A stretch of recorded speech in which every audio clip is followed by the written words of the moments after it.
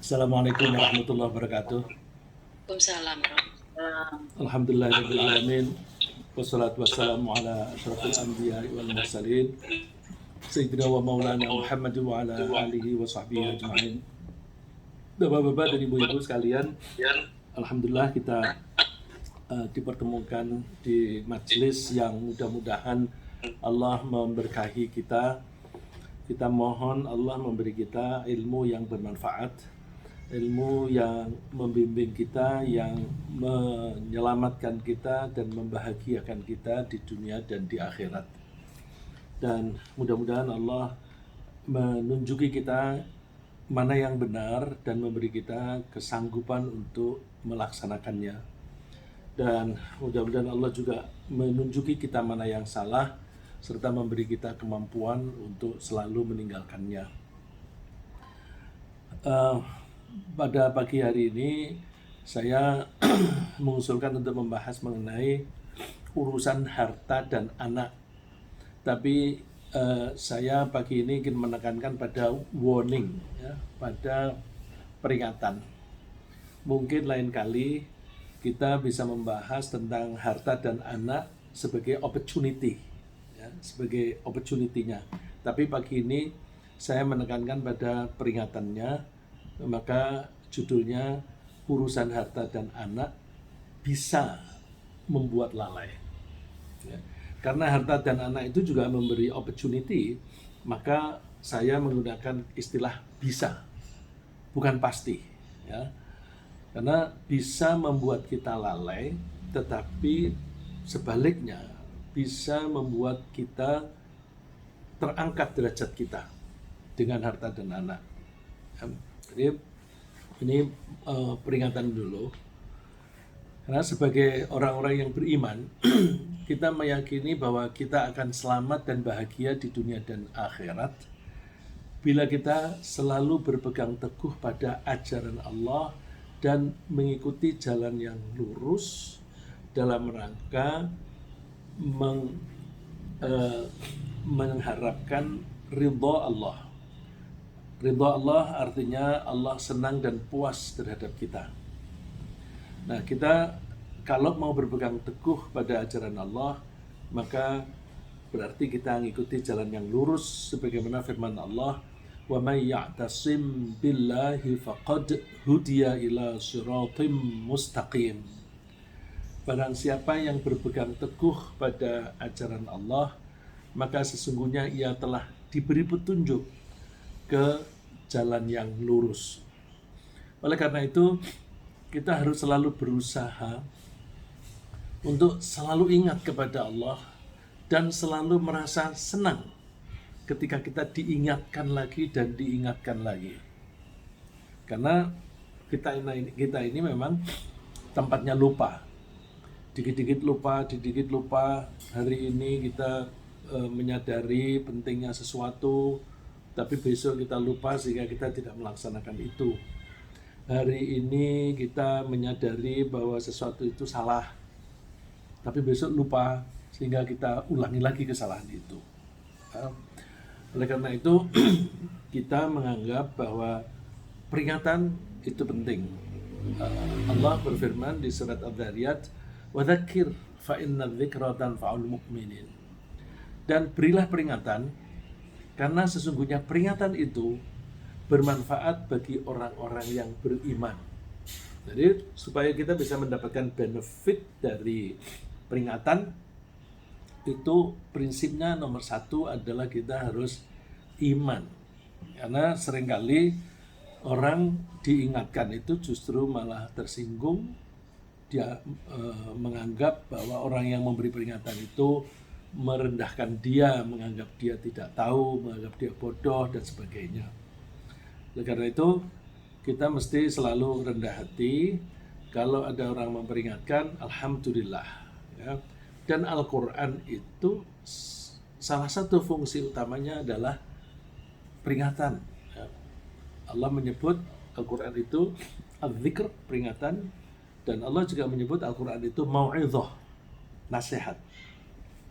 Akan tetapi kita harus selalu waspada bahwa ada dua hal yang sangat berpotensi membuat kita lupa kepada Allah, dan karena itu kita lupa pula berbakti kepadanya. Saya ulang, ada dua hal yang sangat berpotensi membuat kita lupa kepada Allah. Karena lupa kepada Allah, maka potensinya kita lupa pula berbakti kepadanya. Nah, Allah memberi peringatan di surat Al-Munafiqun, ya, suratnya namanya aja Al-Munafiqun, ya. Pernyataannya lahiriahnya beriman, tetapi hatinya belum tentu. Itu peringatan itu disampaikan, ya ayyuhalladzina amanu la tulhikum amwalukum wala auladukum an dzikrillah. Wahai orang yang beriman, jangan sampai hartamu dan anak-anakmu membuat kalian lalai. Alha itu membuat lalai. Alpa, lalai terhadap mohon maaf, lalai terhadap Allah. Kalau lalai terhadap Allah berarti lalai terhadap peringatan-peringatan Allah, lalai juga terhadap ajaran-ajaran Allah. Mohon maaf sejenak.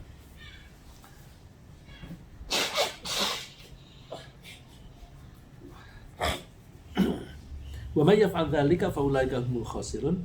Siapa yang berbuat demikian, artinya terlalaikan oleh harta dan anak, mereka itu akan merugi.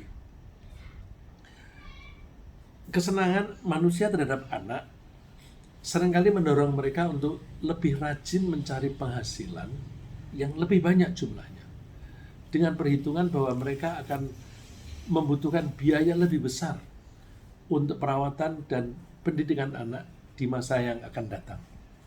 Lebih-lebih di masa yang sangat kompetitif ini, itu seringkali orang tua beranggapan bahwa agar anak saya itu punya comparative advantage terhadap orang-orang sebayanya, maka anak ini harus mempunyai pendidikan yang lebih dibanding yang lain. Lalu pilihan yang dia ambil, anak ini harus dikirim ke sekolah-sekolah yang bagus. Sekolah-sekolah yang bagus itu menjadi sekolah favorit. Berarti demand terhadap kursi di sekolah itu tinggi sekali. Karena tinggi, maka sekolah itu memasang tarif yang tinggi.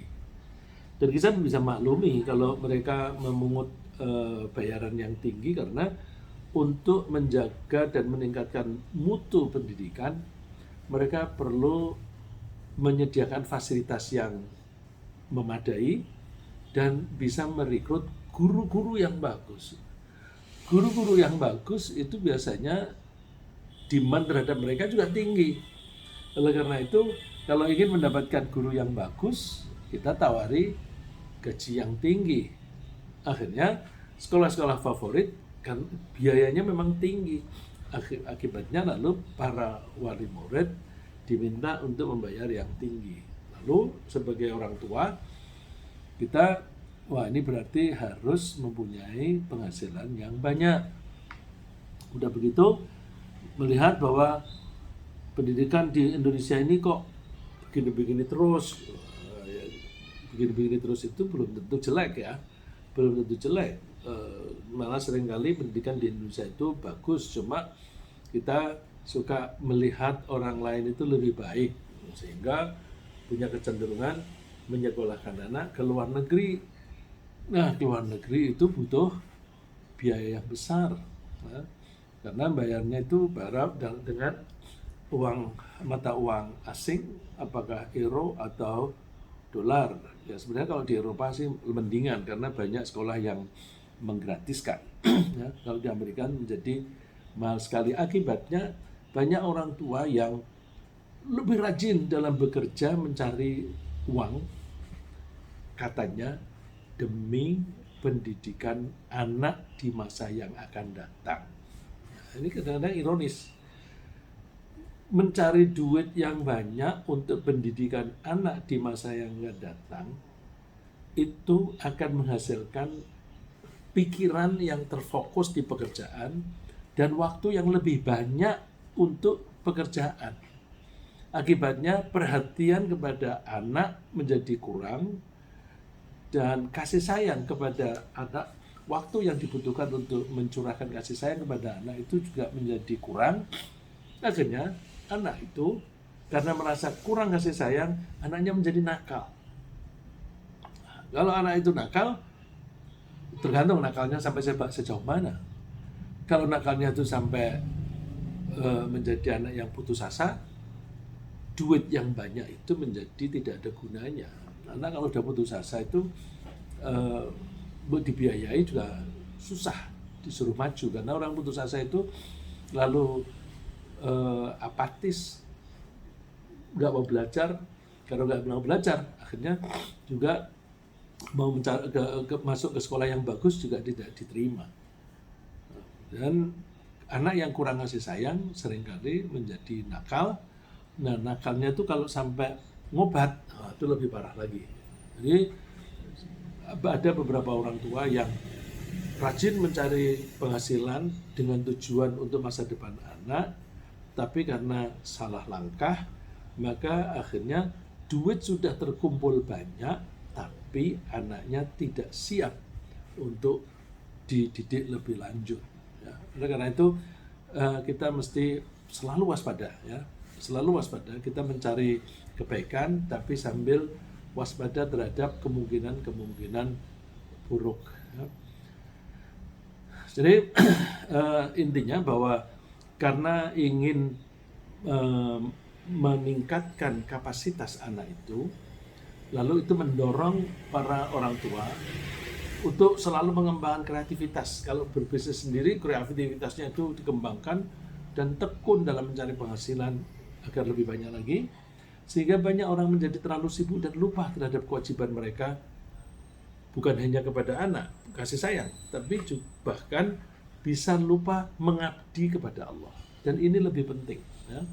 Sehingga karena sibuknya lalu mereka sholat pun kadang-kadang ditinggalkan, ya. Dan ini menjadi ironis. Pada awalnya keinginan mereka untuk mengabdi kepada Allah mendorong mereka untuk mencari penghasilan sebagai bekal hidup. Tapi pelan-pelan sikap batin bergeser, sehingga mereka menjadi lebih sibuk mengurusi penghasilan yang semula dianggap sebagai sarana, lebih sibuk itu daripada menekuni pengabdian mereka kepada Allah yang semula dianggap sebagai tujuan. Jadi pada tahap awal mereka punya anggapan bahwa aku perlu mengabdi kepada Allah. Untuk mengabdi kepada Allah, aku butuh tenaga dan biaya. Nah, karena itu aku harus bekerja lebih keras agar bisa mendapatkan biaya. Misalnya, bukankah kalau mau pergi haji itu harus kerja keras supaya punya tabungan untuk pergi ke sana, untuk biaya haji. Nah, jadi duit dicari sebagai sarana untuk haji. Tujuannya haji, sarananya kerja. Tapi karena kerja itu menghasilkan duit, biasanya orang kalau berbisnis berhasil, itu biasanya suka lalu lebih tajam orang itu melihat opportunity. Nah, ini kan aku bisa ambil opportunity ini. Lalu menjadi makin sibuk. Dan duitnya karena makin banyak, dia makin bisa menikmati, akhirnya lalai dia. Yang semula harta itu dianggap sebagai sarana, lalu berubah menjadi tujuan. Ya. Jadi sebenarnya kita itu memang membutuhkan harta agar kita bisa mempertahankan hidup. Hidup kita butuhkan agar kita bisa mengabdi kepada Allah. Kalau semasa hidup di dunia kita mau mengabdi kepada Allah, maka kita akan memperoleh kehidupan yang lebih baik dan lebih kekal di alam akhirat. Dengan demikian, harta dan kehidupan, life, adalah bekal yang bisa kita manfaatkan untuk memperoleh sesuatu yang jauh lebih bagus dan lebih berharga dan lebih kekal. Coba kalau kita perhatikan surat Al-Imran ayat 14, saya sering mengutip ayat ini. Kita bisa membaca ayat ini dari berbagai angle. زين للناس حب الشهوات من النساء والبنين والقناطير المقنطرة من الذهب والفضة والخيل المسومة والأنعام والحرث. Memang ditanamkan pada manusia itu rasa suka terhadap wanita, kalau wanita ya terhadap laki-laki, terhadap anak, terhadap harta yang banyak berupa emas dan perak, terhadap kuda yang terlatih. Zaman sekarang barangkali bisa dikiaskan dengan kendaraan yang bagus, dan binatang ternak, demikian juga ladang. Nah, kalau kita lihat senang terhadap objek-objek ini. Objek-objek ini kan kita butuhkan untuk kehidupan kita.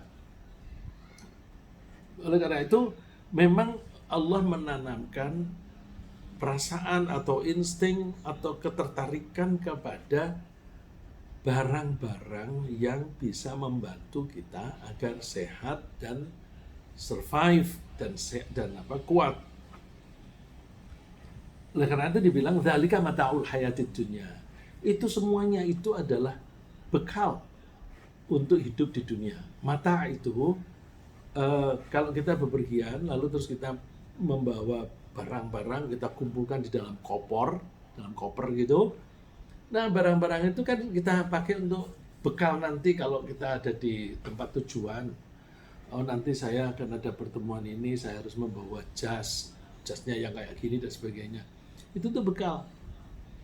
Terus supaya apa? Kalau kita bepergian, supaya nanti di tempat tujuan itu kita bisa memanfaatkan ini menjadi tampil lebih baik.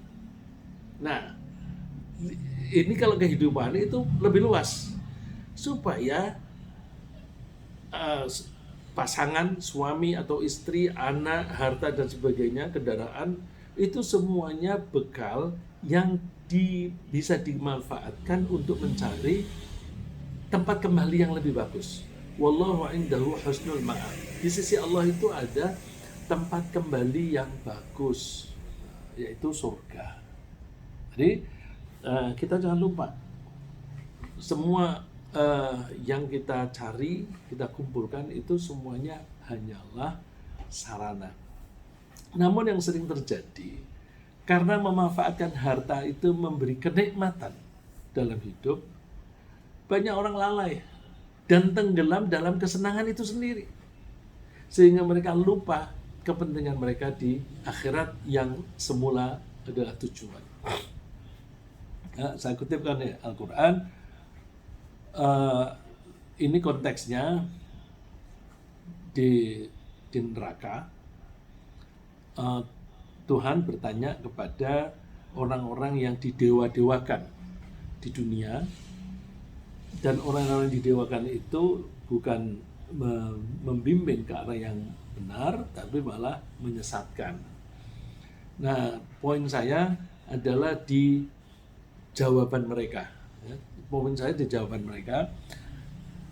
Mereka ditanya di ayat sebelumnya, apakah kamu yang menyesatkan mereka? Atau memang mereka maunya sesat? Terus mereka menjawab, Maha suci Engkau Allah, kami tidak mencari pelindung selain Engkau. Nah, ini bohong kan? Tapi poin berikutnya benar.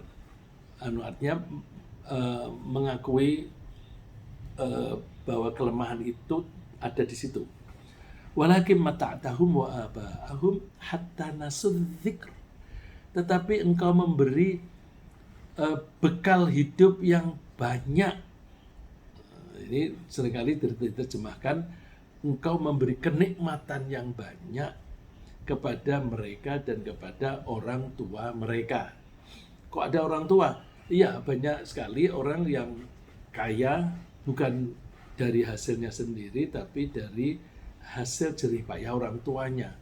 Lalu anaknya tinggal melanjutkan. Ada yang seperti itu. Maka di sini disertakan, akan tetapi bekal yang banyak yang engkau berikan kepada mereka dan kepada orang tua mereka itu membuat mereka lupa, sehingga mereka menjadi kaum yang binasa, yang membinasakan dirinya sendiri, yang menjerumuskan diri sendiri masuk ke neraka. Jadi sudah tidak ada gunanya karena sudah terlanjur ada di neraka, tidak bisa memperbaiki diri.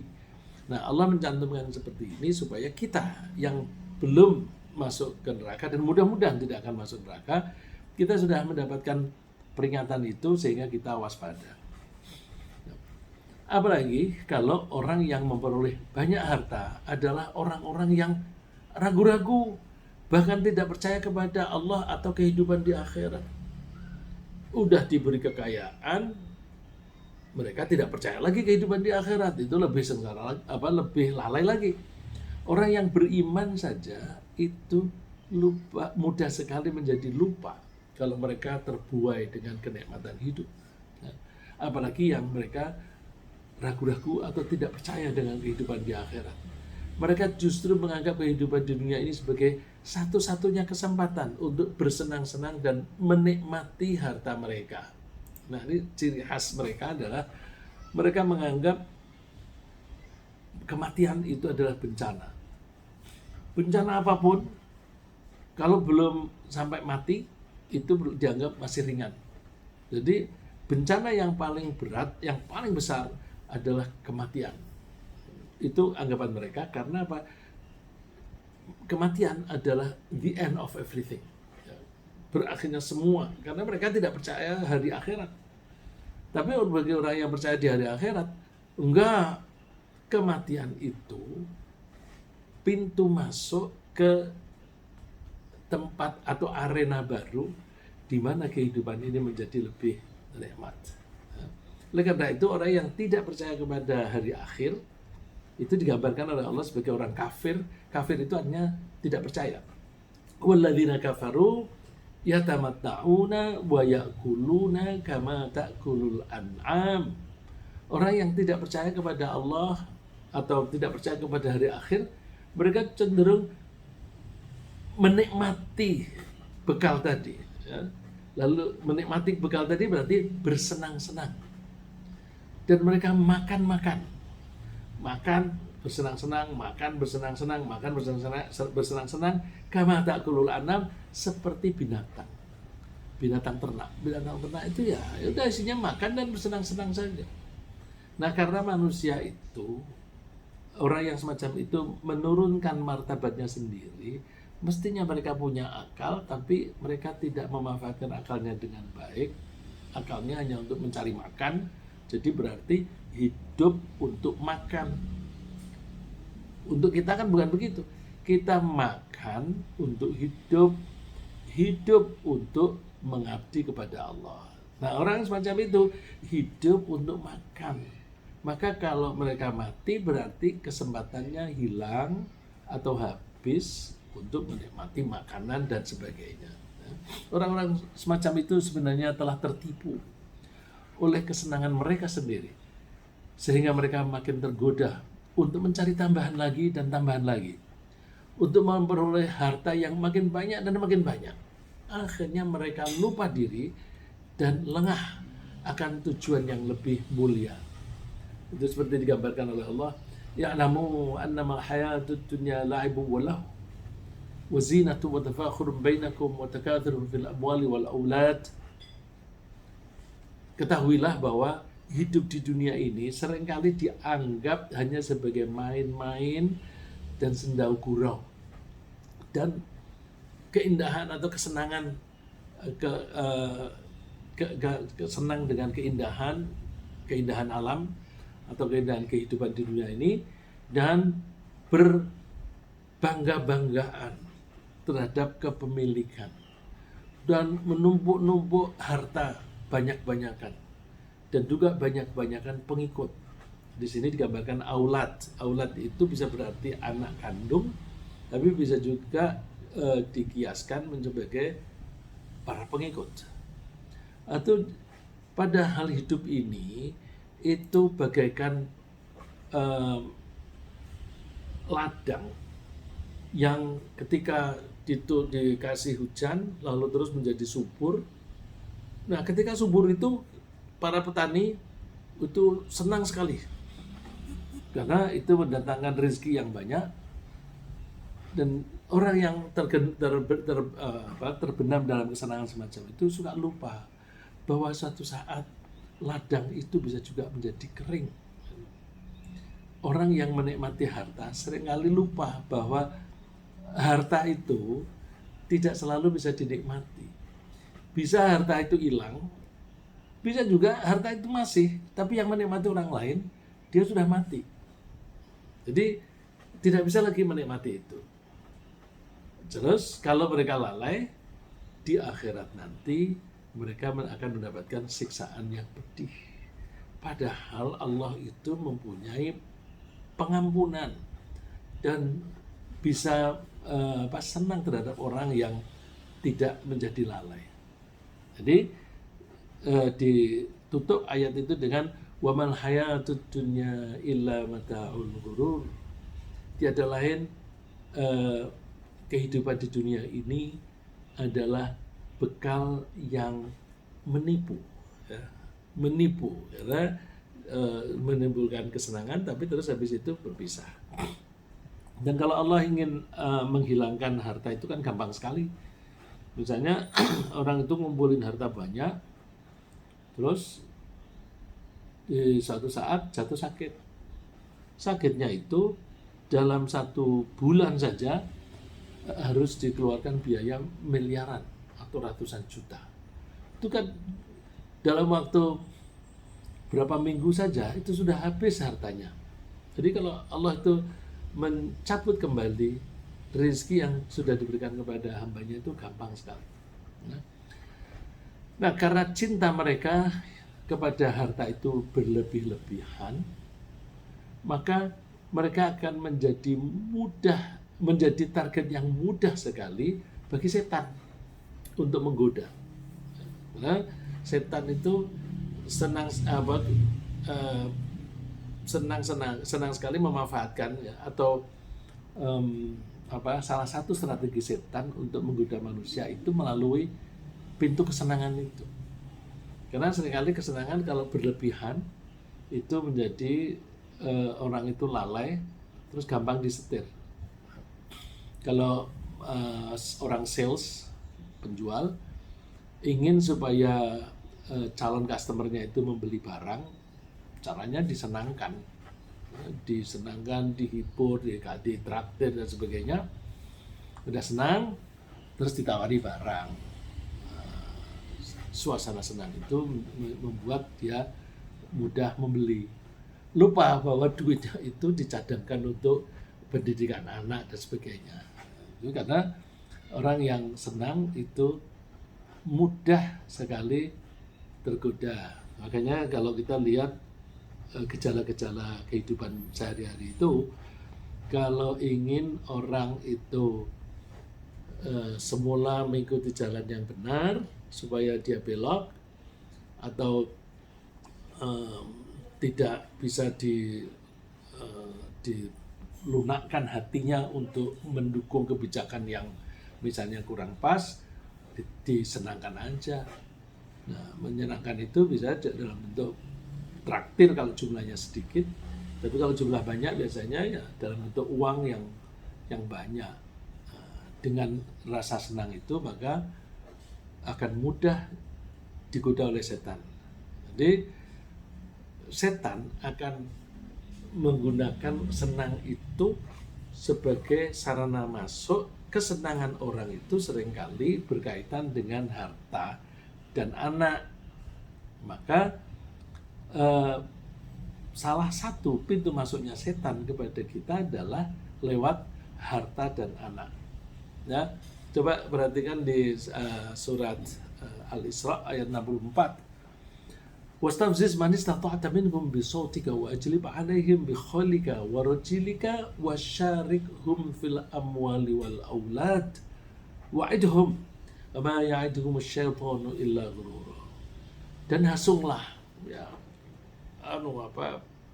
kerahkanlah kesanggupanmu untuk mengajak orang-orang menjadi sesat. Ini yang yang diomongin ini setan iblis.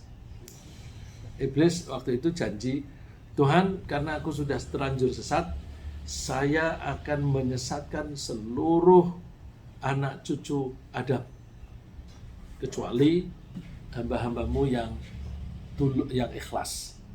Itu omongan setan. Nah, terus Tuhan bilang, terserah kamu, silahkan kalau kamu mau menggoda dengan menggunakan suaramu atau menggunakan kendaraanmu atau menggunakan pasukanmu, silahkan. Dan silahkan kalau kamu menjanjikan janji kosong. Ini salah satu ciri khasnya iblis, adalah dia suka membuat janji tapi janjinya kosong. Terus ini poin saya yang berkaitan dengan tema ini adalah wasyarikhum fil amwali wal aulad.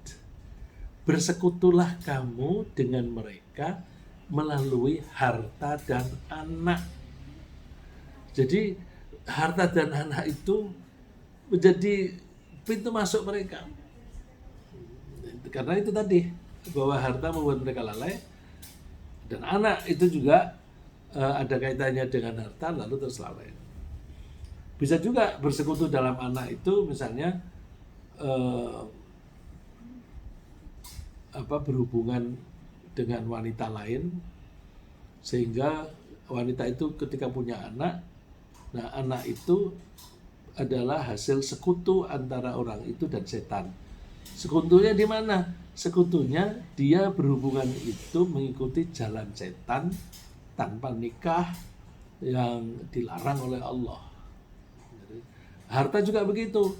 Dalam harta bersekutunya setan dorong-dorong supaya cepat mendapatkan penghasilan yang banyak melalui korupsi misalnya.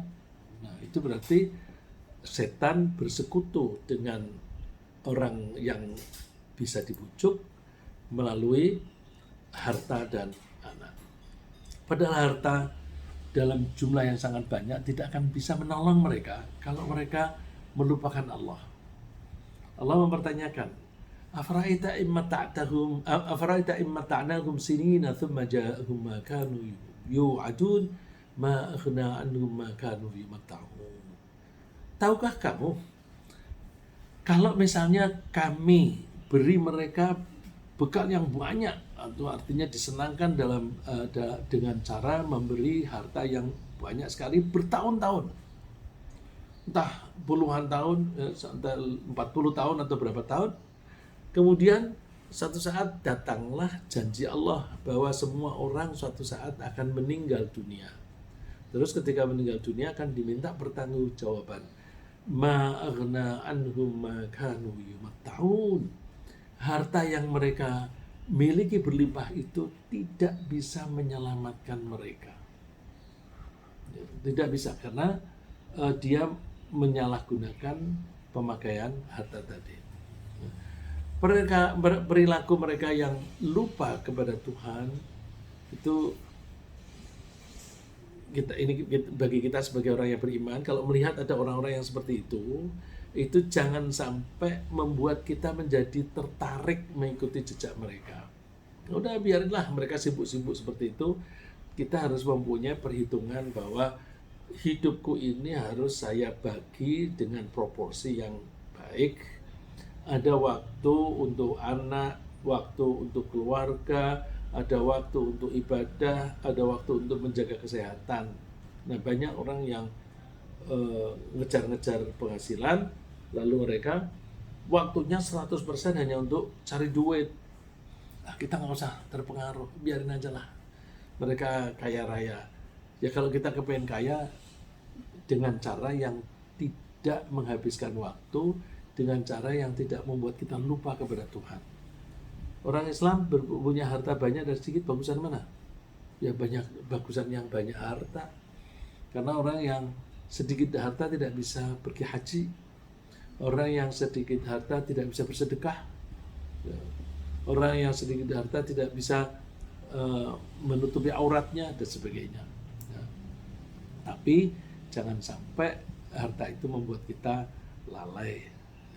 Jadi kita biarkan saja mereka seperti itu, dan kita menjaga diri supaya kita tetap fokus hidup kita, fokus terhadap tujuan kita. tujuan kita adalah hidup bahagia di akhirat.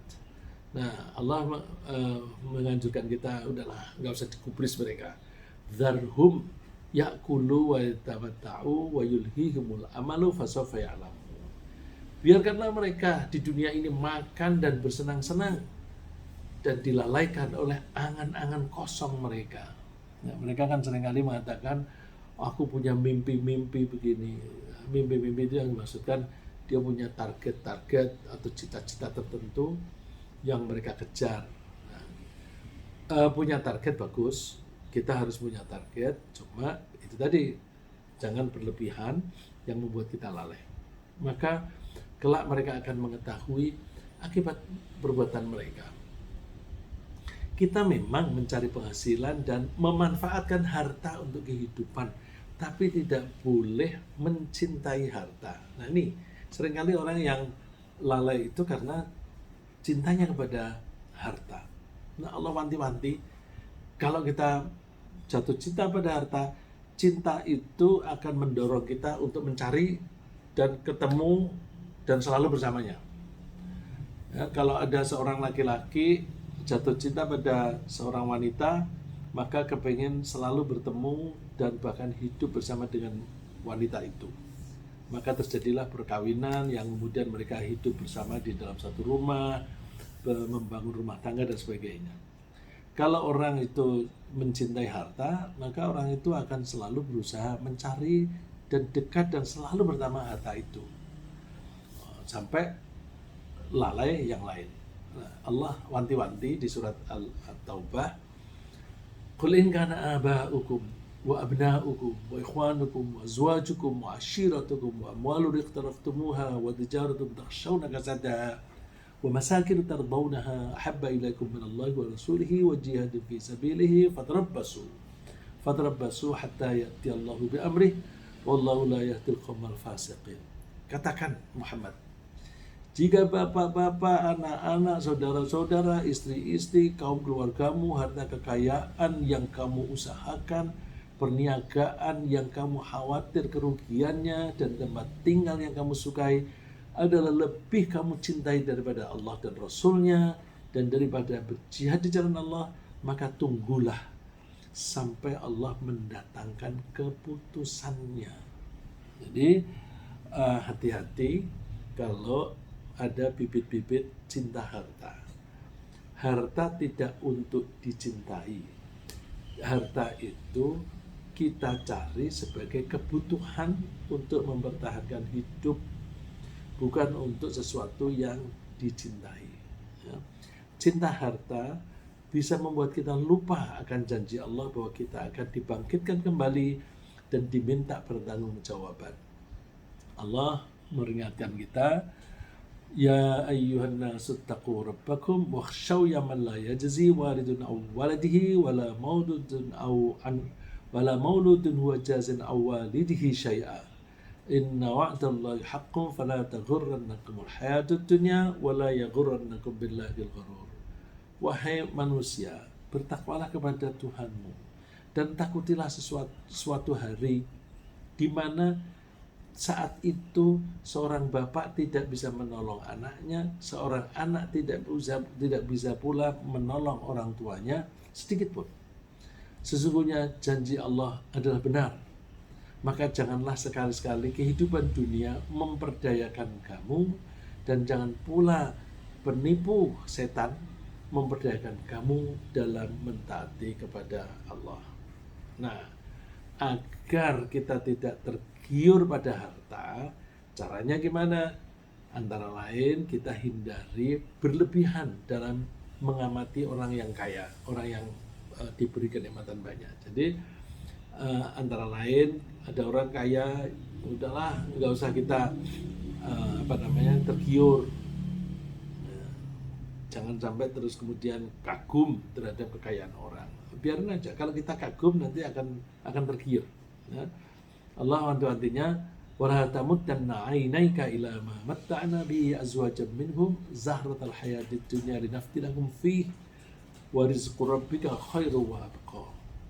Jangan kamu panjangkan matamu ke harta yang kami berikan kepada sekelompok mereka. Panjangkan mata itu artinya jangan melihat berlama-lama, jangan jangan stare pada kekayaan orang. Karena apa?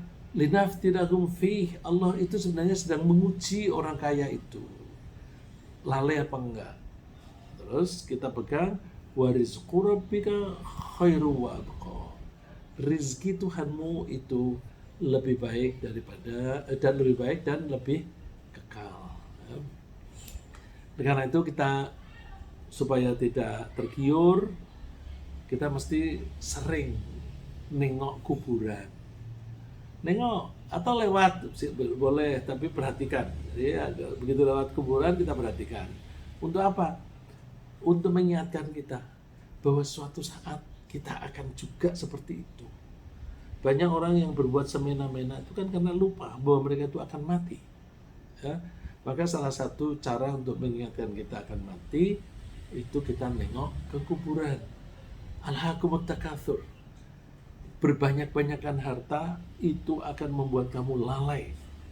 Hatta zurtumul maqabir, sampai kamu menengok kuburan. Nah, ini seringkali terjemahan di buku terjemah itu diterjemahkan sampai kamu masuk ke dalam kubur, artinya mati. Itu arti kias. Sebenarnya arti letter lucknya zurtum itu dari kata ziarah. Ziarah itu nengok. Kamu akan lalai dengan berbanyak-banyak harta sampai kamu mau menengok kuburan untuk pelajaran. Nah, kalau kamu ngambil pelajaran, nanti kamu kalla sawfa ta'lamuna tsumma kalla sawfa ta'lamun. Kamu besok akan tahu sendiri. Kalau kamu sudah meninggal, kemudian nanti di akhirat kamu tahu sendiri bahwa oh ternyata begitu. Nah, kita ambil pelajaran tentang masa depan itu. Kalla law ta'lamuna ilmal yaqin, kalian akan mengetahui dengan mengetahui yang yakin, artinya dengan barang bukti. Orang yang di dunianya itu nggak percaya akan ada balasan, nanti setelah melihat dengan barang bukti bahwa oh ternyata ada benar ini api neraka. La tarawunnal jahim, kalian akan melihat neraka jahim. Tsumma la tarawunnaha 'ainal yaqin, kamu akan melihat benar dengan mata kepala. Terus tsumma la tus'alunna yauma idzin 'anil na'im. Kalian besok akan ditanya tentang kenikmatan yang diberikan oleh Allah. Jadi ini menganjurkan kita jangan menunggu bukti dengan mata. Kita bisa melihat bukti tapi dengan ilmu. Ya. Jadi melihatnya itu di sini di istilahnya ilmal yakin. Yakin yang didasari ilmu. Jangan menunggu la tarawunnaha ainal yakin, melihat dengan mata kepala sendiri.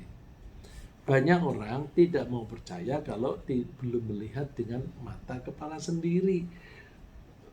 Kalau itu kecelakaan ya nggak usah lah dibuktikan sendiri, nggak usah.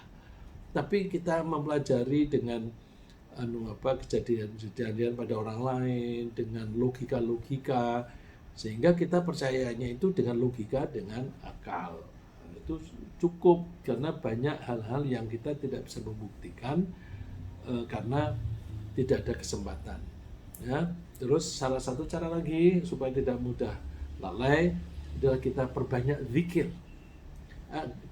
Zikir itu artinya ingat, supaya kita ingat bahwa kita selalu diamati oleh Allah.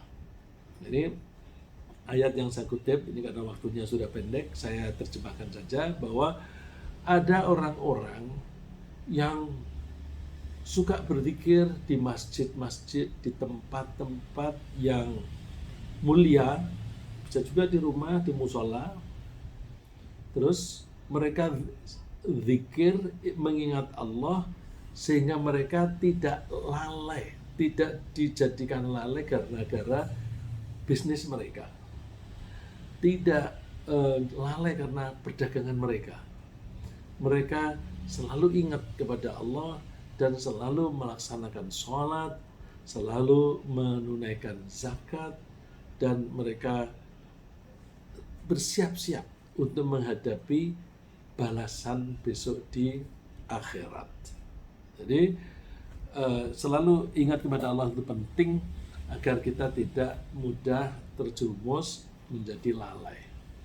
Ya, ringkasnya pagi ini, urusan harta dan anak itu sangat berpotensi untuk membuat kita lupa kepada Allah. Harta itu seringkali digunakan untuk bersenang-senang dan berlomba.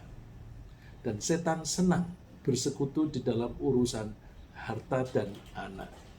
Agar tidak lalai, jangan mencintai harta, jangan iri kepada orang yang banyak hartanya, dan kita perbanyak zikir dan selalu ingat bahwa suatu saat kita akan meninggal dunia. Semoga Allah menjauhkan kita dari rasa cinta kepada harta dan menanamkan kita rasa cinta kepada Allah. Amin.